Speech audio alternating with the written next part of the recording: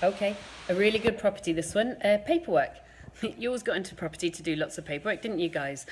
So I am refinancing just not even that many properties, just a few properties, setting them. When I started, I put things on 5-year fix, but I'm on into my 10th year, so you can imagine I've had 2 rounds of 5-year fix. Because we've got such great interest rates, personally, I'm still continuing to do fairly lengthy fix. So I got a few of my properties that I'm now looking to refinance to keep on to 5-year fix. That's just really to kind of mitigate risk. You know, we're in fantastic rate of interest, so I'm going to keep that.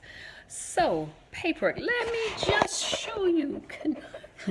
I have, as a quick switch on my computer, that is only for about, I don't know, 6 properties that I'm refinancing at the moment. So these are just getting things that are about to move on to standard variables back onto fix.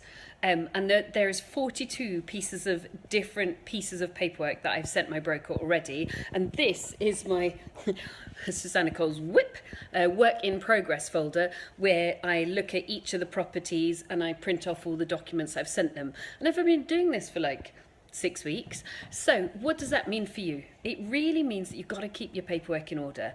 For me, and I've done a video for you guys about it, it's one of our most viewed videos about the best piece of advice ever received, which is have your bank accounts separated out into mortgage payments, rent income, bill payment, profit, tenant deposits.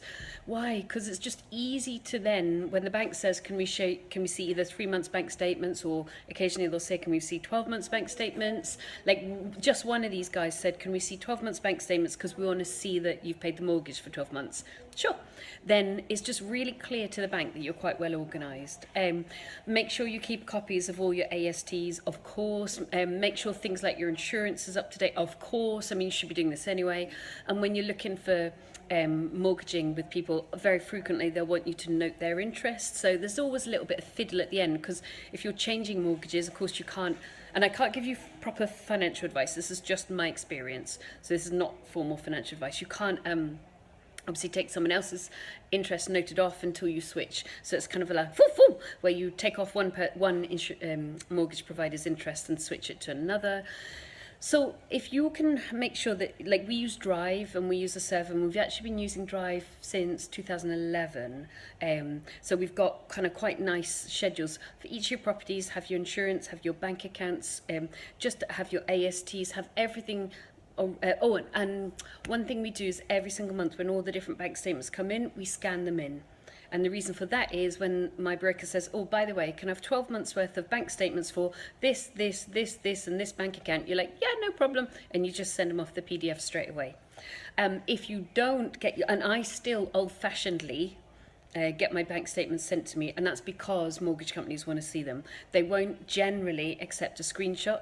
So if you don't have paper copies, which personally I might suggest you do, then what you need to do is you need to go to the bank and you need to get them stamped and certified on every single page, or quite frequently the mortgage companies won't accept the printouts from the bank. So it's just loads of fiddle. So I think 42 documents, and I'm only halfway there. So it'll probably be like 60 or 70 documents by the time I finish. So it's just where you need to stay really on top of paperwork. And the better you organise your business before you do all this malarkey, the easier it is for you guys. Right? I better get back to it, but a cup of tea first. Bye.